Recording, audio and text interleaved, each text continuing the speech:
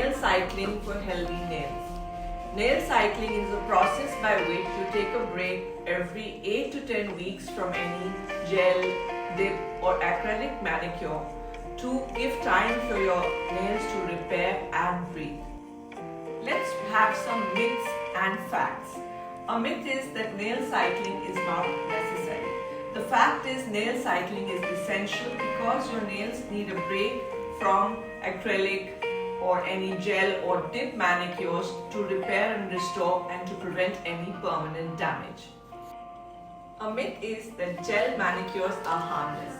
The fact is that constant gel manicures without breaks can cause irreparable damage and thinning of the nail.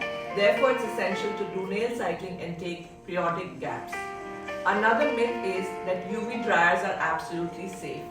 The fact is UV dryers can actually cause permanent damage to your nails and skin damage.